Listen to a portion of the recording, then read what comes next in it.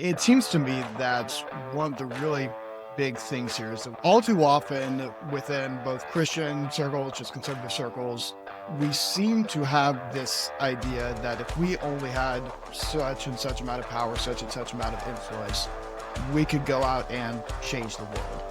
And I think we really need to be extremely cautious about how much power and how much influence we actually want. So often it does seem that these issues of kind of the fall from grace tend to associate with individuals who had a very rapid rise to influence or power. Not always. Sometimes it is a more gradual increase. But sin is something that is still part of us on a day-to-day basis. I think about how much I mess up in proportion to how much sin is actually available to me. I think about if you have a bunch of power or influence all of a sudden, the amount of sin and the amount of damage you can do has just been multiplied.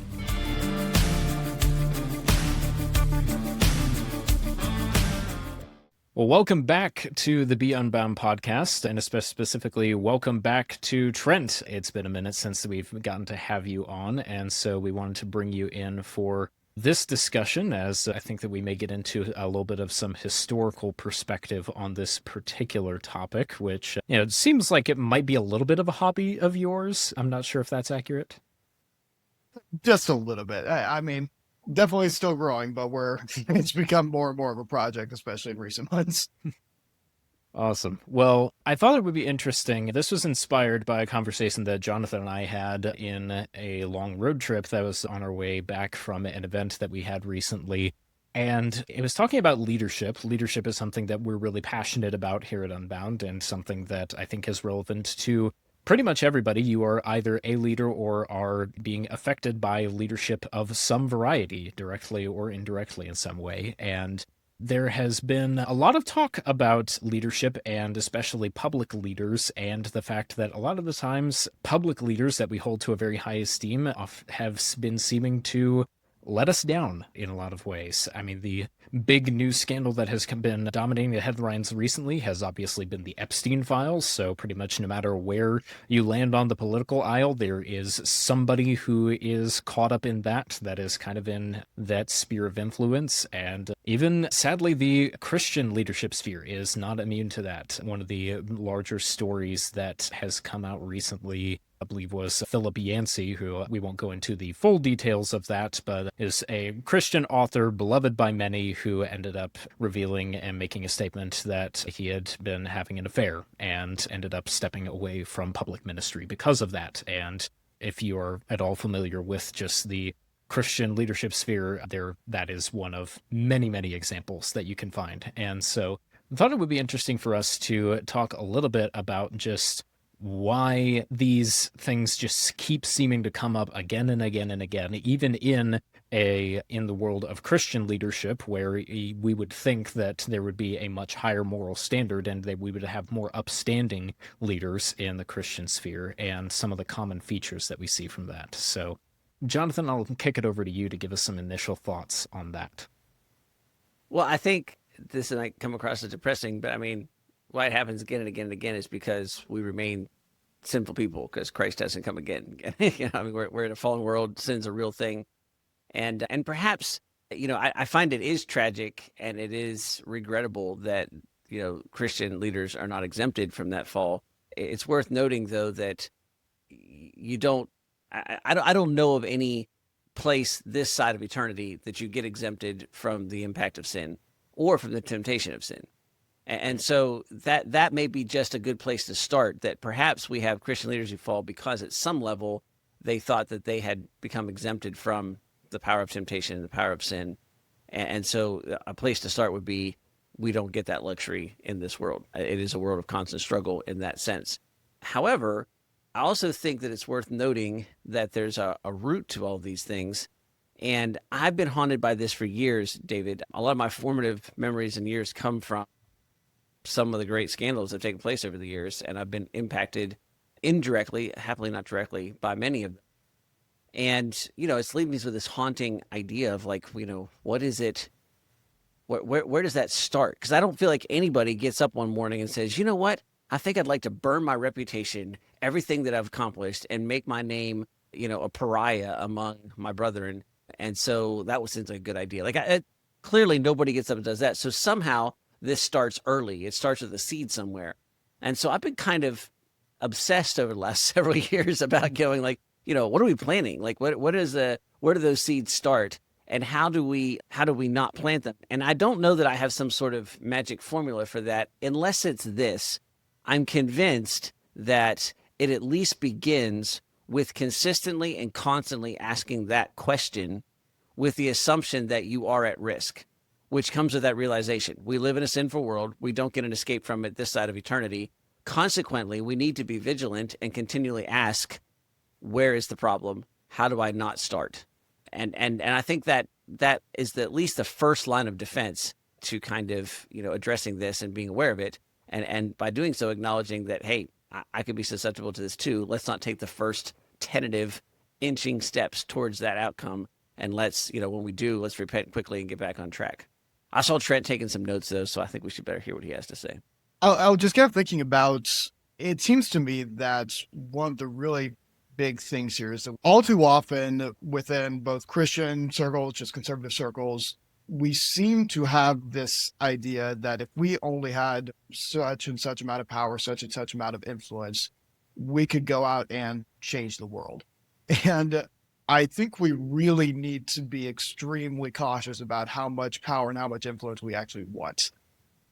Just speaking from all of the examples that I know, so often it does seem that these issues of kind of the fall from grace tend to associate with individuals who had a very rapid rise to influence or power. Not always. Sometimes it is a more gradual increase.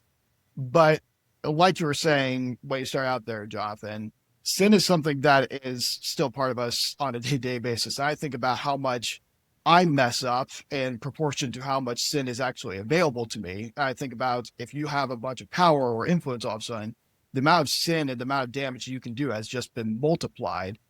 And unless you have been equipped and kind of immunized towards that sin to some degree through a process of sanctification, a slow growth, then you are just going to be able to do a tremendous amount of damage. That is going to be the natural consequence.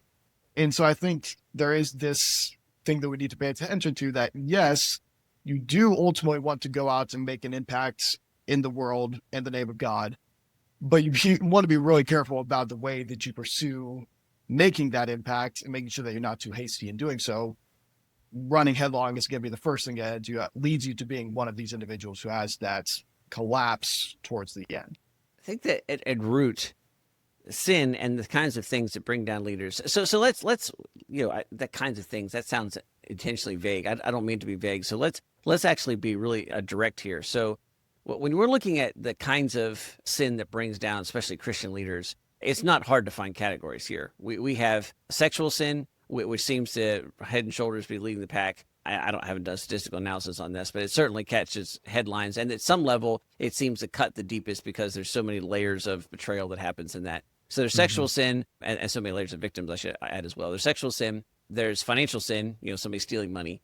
And then there's some sort of abuse of power type things, where somebody is and that often involves some of the other two, but it can be just as simple as somebody who's bullying others, taking advantage of others, handing out emotional abuse of some kind to other people.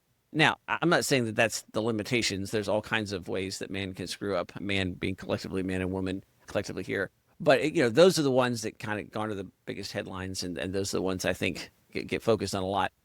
And so I think it's worth noting that, we had this earlier podcast that we talked about creation and the importance of creation and how an act of creation is so important because the act of destruction is so easy.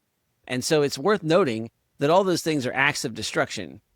And what, a marriage of 50 years or 40 years or 20 years can be broken with one act.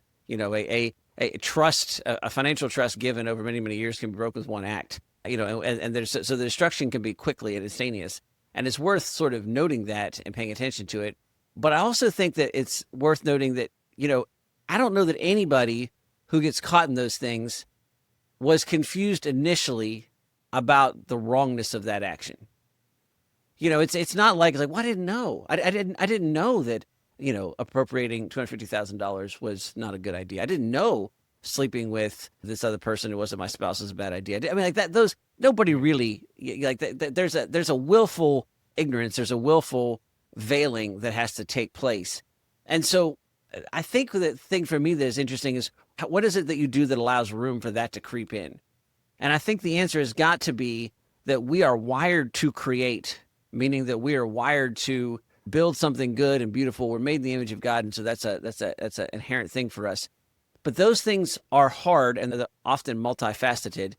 And in the middle, in the grind, we can lose sight of the creative power and work that we're doing. And when that happens, despair sort of subtly sets in. And then, our ancient enemy takes something that's good and twists it. And almost all those things are an act of creation with a twist, with a shortcut, with if you had more money, you could do more good. If you slept with that person, you could do something beautiful. I mean, there's a twist in there. And it's somewhere in the middle of that kind of, I've lost sight of the creative work that I'm a part of, the redemptive work that I'm part of. I've lost momentum. I've gotten tired, and I'm looking for that shortcut. And I think that gives us two powerful lessons. One, perhaps to be tighter about seeing the mission that we're a part of, and maybe from a tactical standpoint, making those creative steps smaller so we can sort of see progress. And the second is that it's really necessary to rest. And all of a sudden, Sabbath keeping becomes a big part of not falling into these traps. I think that there's a pretty interesting pattern. Most of the big Christian leaders' names that we see fall like this frequently are associated with some sort of being workaholics, like some sort of extreme busyness, extreme pressure. And I think you could probably see a correlation. Those who don't keep the Sabbath are likely to then have a cascading effect from breaking that to breaking other commandments that end up leading to some significant pain. To kind of pull something from what each of you said, Trent, you mentioned that just, how much that we sin in proportion to the amount of temptation that there is in front of us. I think that there's something really important to be said there, to use the good old quote from Spider-Man's Uncle Ben, with great power comes great responsibility. And it is true that just when you are at a higher and higher level of leadership, when there are more and more people who are looking to you for guidance, for resources, when especially like if you are towards the head of a ministry or company, there are people's livelihoods who are depending on you, and so then that just adds a lot more complexity and stress and opportunities for temptations to come about. And so I think with that, to kind of tie into what Jonathan was talking about, I think along with that, there needs to be a just like ever increasing awareness of, all right, because I know that there are ever increasing temptations that will come about, what are the ways that I can combat that? And I guess the part of me that's wondering this is that I don't think that it's obviously not healthy to just then be paranoid, constantly looking out for, just like some sort of compromise just that's around the next corner at any given point. You need to be able to still focus on that creation that you're called to. But I think that there does need to be some sort of way that you are taking time to rest and to actively have time to reprioritize what you are actually being called to do.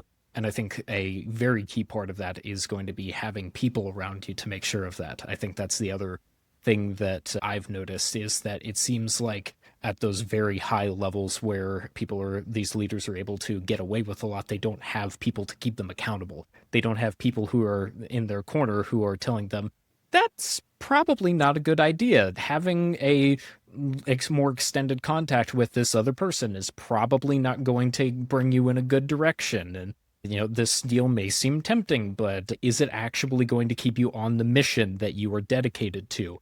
Having people in your corner who are willing to ask those hard questions of you, and then in turn who you are willing to listen to and not just shut out and say, oh, well, you're being negative and you don't understand the vision and the position that I'm putting, I would think are probably some of the key factors that could really be transformational there. Yeah, I agree with all of that. Absolutely. A couple of things are just running through my brain here, especially since we're talking about this primarily from the perspective of Christian leaders who we have seen come short. I think it is important for us to also acknowledge that this is not a unique Christian problem. And if anything, within the Christian community, we actually are privileged to have a much greater success rate than a failure rate. I mean, as we're preparing to actually start recording, we're talking a little bit about the countless examples of Christian leaders who have carried all the way through to the end. Whereas if you look at more secular leaders and people who have wielded power, the number of people who have not been corrupted in some way or had some serious failure is extremely small. And so it's just a fact. It's classic line. Power corrupts. Absolute power corrupts. Absolutely. And it is the case that has taken some Christian leaders down. But because of the Christian worldview, you actually do have an ability to persevere through that in a way that others haven't. And something else here, with what you're talking about before, Jonathan, of kind of the slow move into sin and finding ways to justify it and use it as it creeps in as your creative vision starts to lapse. I think that's absolutely true. But I also think we can't overlook just the basic fact, to use a John Stonestreet line, that sin makes you stupid. And that justification, it happens, but that's almost always actually after the fact. The sin tends to come in first in some way, whether it's sin that's internalized, where you have already decided effectively, I'm going to take this course of action. Now I'm just employing all of my logical faculties to try and give myself a reason to do it. Or it's something that you've actually already acted on and now you're just trying to do damage control. So that definitely happens, and that's something we need to consider more. But I think a lot of this stuff, like you were saying beforehand, David, is you need somebody to just tell you, don't be stupid. And that's something that's invaluable, especially as you do reach power, which I've obviously not held much power before, but I can imagine that being in that position, having somebody who is that wise counselor who is willing to tell you that you're being dumb or you're on the verge of doing something that's really damaging to yourself and to others is invaluable, and is going to have that snapback effect to tell you the stakes of what you're doing. Because in line of sin making you stupid, the first thing that it does is it cuts off your long-term perspective and it points all of your focus on the short term, the thing that's going to bring you the greatest amount of happiness or pleasure, whatever the case is, now. And having somebody else who can reorient you towards that long-term perspective is going to be the thing that keeps you on track, keeps you in line with the vision and what you are trying to accomplish, and keeps you from going off the rails. Well, as you think about, I guess it makes you stupid. Absolutely. And it's to be noted that, I'm trying to think, you're really correct in that we often sin and then look for ways to justify it. We should not dignify it by saying that it happens by degrees coming in some ways. But if you take those things collectively and say, if you're made to create a stalling in the creative process creates room for you to make those justifications. So it's worth paying attention to the creative process. But if you go one step further back, first ask the question. If you have to stop and ask the question, am I being stupid? Lots of things you wouldn't do if you asked the question, is it stupid? Right? If you took that seriously, there's lots of, in fact, we're pretty good about I don't want to think about this. I don't want to think about this too much. I don't want to think about this too much. I know it's stupid, right? So, asking the question, finding a way to, reinvigorate that creative process, making sure we rest so there's a chance to kind of regain perspective. But in that kind of, David brought up a really important point about having relationships. That's essential to all of this, but not just relationships. We are mortal humans who have been given an opportunity, have been given access to an immortal eternity. We get to choose which one we get to, right? And so, but we are not gods. And consequently, by the very nature and definition of who we are made to respond to and respect authority. And so when Trent says power corrupts and absolute power corrupts absolutely, it's worth noting that every single person on the planet needs to find a place where they are under authority. And that is like a gravity level sort of reality truth. And so for most of us, that's not hard. We have a boss, we have, whatever. I mean, there's all kinds of things, the law, all those things. But, as you grow in influence, some of those things become less obvious. And so I just had a conversation over the holidays where I said to a board member, I am under authority and I'm acting in this direction and I'm no longer objective about the results here. I cannot make good objective judgments about the kind of thing that I'm working on. So I'm reminding you that you're an authority over me. And if you think differently and you say to do things differently, I will respond, I will answer, and I will obey you. But until then, I'm kind of going on this level because that's the way I think is best, and I'm not able, but I'm also admitting I'm not objective about this anymore. So I need your objectivity, and I'm under your authority. I attend a church, and I sometimes say to the people at my church, part of your job is to tell me if I'm being an idiot, and I need to remember to listen to that. And then even if you look at, we had this kind of remarkable statement by President Trump the other day where he was asking in an interview, what I think was something, I'm paraphrasing here, what checks your power, or what's the ultimate check on your power? And he said, I am. My own morals are the only thing that holds me in check. Whether you like Trump or whether you don't like Trump, you got to just say from a spiritual standpoint, that's a colossally dangerous place to be in. Even if you are the president of the United States, which is inarguably the most powerful person in the world, right? It's worth noting that good presidents would still find ways to remind themselves that they are under authority. They're under the authority of the will of the people when it comes to elections. They're under the authority of the Constitution when it comes to day-to-day actions. They're under the authority by the law. They're under the authority of the judicial branch in some cases. They're under the authority of the legislative branch in some cases when it comes to aspects of the purse. And good leaders recognize that they're under the authority of God himself. And those things are powerful checks on their human nature. But you have to remind yourself of that constantly. The more distance happens between you and that immediate person who's your boss. And so being able to remind yourself that you're subjected to authority, certainly God himself, but then the worldly authorities that come with that is often a really crucial, essential part and first step to not taking some of those destructive, starting on those destructive paths. Mm-hmm. Yeah, one of the common ones that I've heard that's more used in a business sense, but I think can be applied in a lot of other areas, is keep people around you who are more capable than you if you're in leadership. Because for one thing, it reminds you that even though you're the person who is in leadership, that there are people who are always going to know more than you, are capable more than you, and are able to make sure that they know practically whether or not the ideas that you're presenting and the direction that you're heading is going to work or not. And, then maybe they are better suited to not be in a leadership position so that they can focus on the practical things. But having people who are genuinely more intelligent and more capable than you in a lot of ways is incredibly helpful, and also just keeps you humble in the fact that you don't feel like you are always the smartest person in the room whenever you're in a position where everyone else is just bowing to your capability and your just amazingness, and just kind of reinforcing that. That's terrible for the human heart. That's a really dangerous place to be. And so making sure you have people who can temper that is really valuable. And on top of that too, Jonathan, I love the point you bring up about just having people whose job it is to tell you that you're stupid. You also just need to make sure that there are people who have enough access to your life to tell you whether or not you're headed in a stupid direction. That looks dumb, man. Exactly.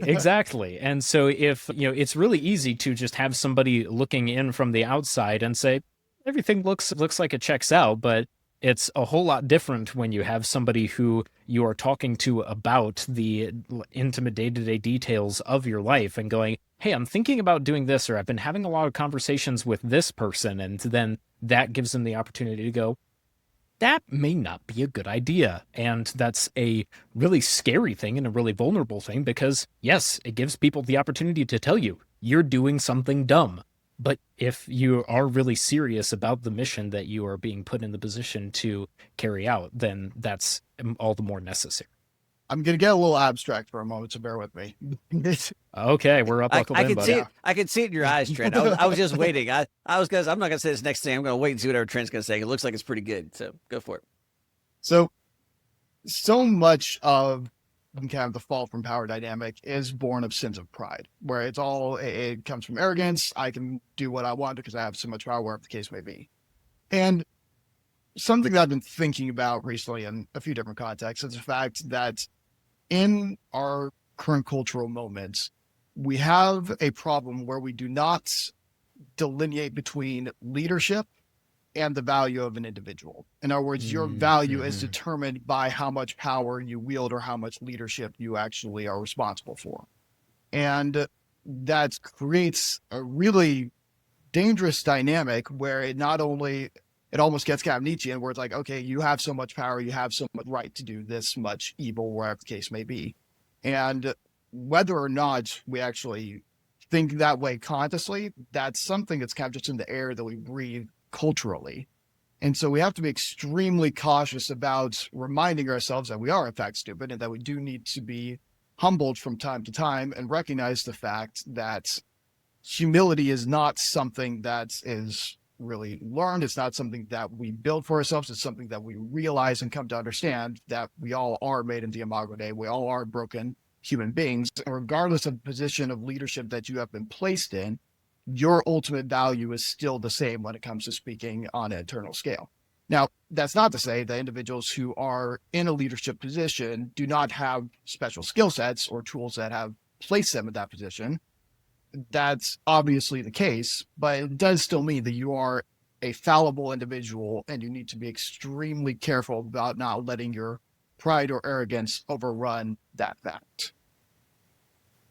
Yeah, I think that that source of pride, and then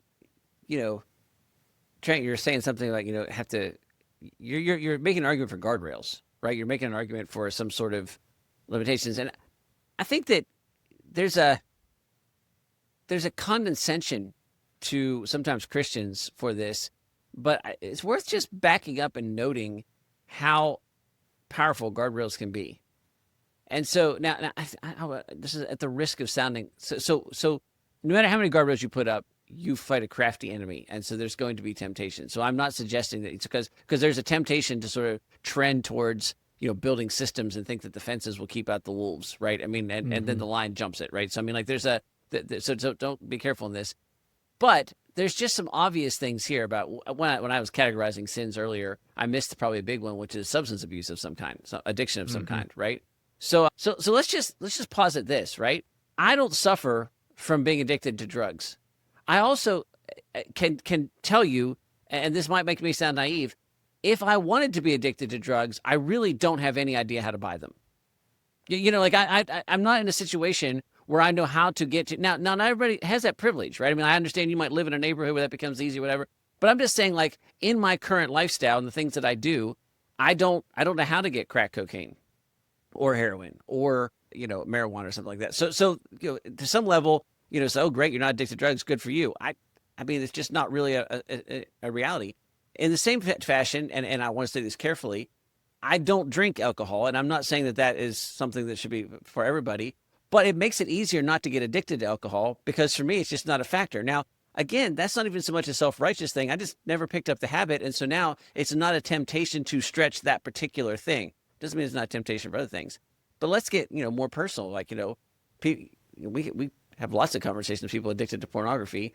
There are things that you can buy to put on your devices that will block the vast majority of pornography. They're not perfect, right? But it can make it extremely difficult, or it can report your activity to somebody else. When you can't do it, you'll find that you don't do it. and so then you can kind of go on from there, right? I mean, like what are these big sort of things? So we just talked about, addiction, substance abuse, those kinds of things. If it's great to have a good relationship and to have good relationships that can keep you from some facets of sexual sin. It also helps if that's not really an option in the first place, right? And there's ways that you can structure your life that becomes more difficult to accomplish. And so think about it. And then I'll give another one as a leader. I don't really know how I would steal money from Unbound. We've deliberately set up the systems so that I don't have a lot of control over the finances in the company, even though I'm the CEO. And so, if I did move money, it would be instantly noticed by multiple people. And so could that happen? I'm sure possibly that there's a way. I mean, nothing is foolproof. I'm just saying that it's not immediately obvious to me how that would be a really easy thing to do. And so consequently, it makes it easy not to build that up as a sin that is particularly tempting. And so those are just practical. Like, I think sometimes we sort of look down our nose or we get this kind of rugged, like, I can resist all things. It's a lot easier to resist stuff. I mean, it's easy for me not to be a drug addict. Yes. and it's not because I'm really good at resisting temptation. It's because I really don't have access to that particular temptation. And so there's a practical piece there that sometimes I think gets lost because we sort of look down on that. I think that gives us a really helpful kind of transition to trying to keep this as practical as possible for our listeners, because I think a lot of our listeners probably are in the position of going, well, I'm not really in any sort of leadership position at the moment, so I don't know how relevant this is to me. Well, for one thing, you might not be right now, but you might be in the future. And so, our goal here is to give you just some principles and some ideas that are going to be practical and applicable if you end up in that position in the future.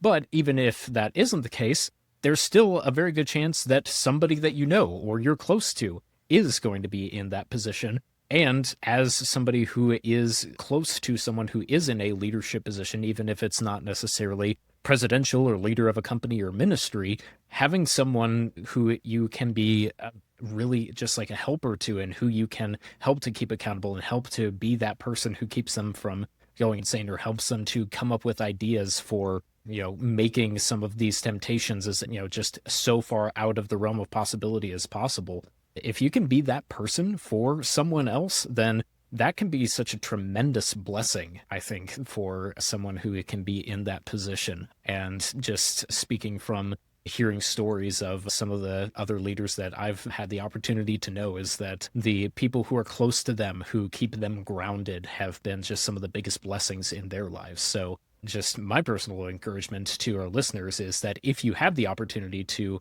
minister to someone who is in a leadership position, just keep these things in mind and be willing to recognize that it may not be glamorous, but being a support to them could potentially be a massive game changer in their personal lives and in whatever organization or ministry they may be a part of. So that's at least the takeaway that I would encourage for our listeners. So I don't know if you guys have any others as we're kind of wrapping up here.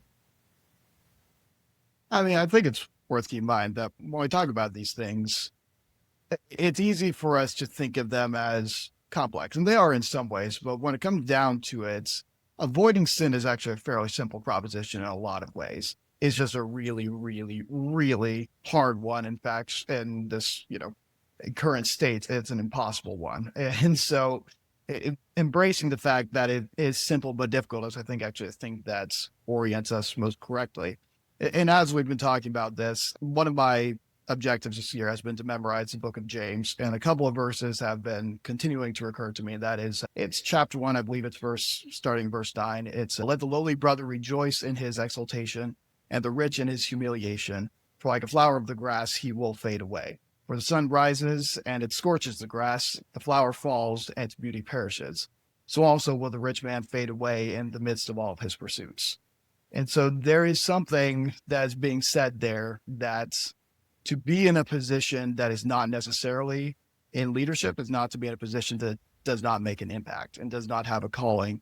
And to recognize that, I think, is what you're saying, David, one of the things that opens the door to being able to go out and actually minister to the people who are in that position of leadership, and recognize that you have a role to support them. And a way that you can do so is by just calling them to account in certain ways and being there to help them in the midst of their own failures. I would just summarize with maybe putting some important bookends to this conversation. First of all, we're all sinful people and we will sin. Avoiding sin is an important part of the Christian life. It's certainly, maybe some of the most practical advice that we can think about and give, but you will fail. And so let's not forget that, Christianity is a reality that includes grace. And so, you're going to fall and grace is available. And that makes this even more important, because when you fall, you can repent and be absolved of that sin, but then you are called to live without sin. so there's no escaping the practical necessity here, but it's also worth noting that all those talking to you on this podcast have fallen and will fall again, and we'll need that grace. And so we want to make sure that we don't put ourselves in any kind of pedestals here, but also remember that reality. The other one is that for all of the depressing news about Christians who have fallen, it's worth noting something that Trent pointed out, is that there are many, many, many Christians who haven't. I don't mean many Christians who haven't sinned. I mean who haven't committed those kinds of ministry-ending, scandalous type sins. And we before this started, we named a dozen high-profile ones. But maybe here's a better way to think of this. I know hundreds of pastors, and I've worked with them over years and all kinds of different things. I know less than half a dozen who have had these kinds of ministry-ending sins.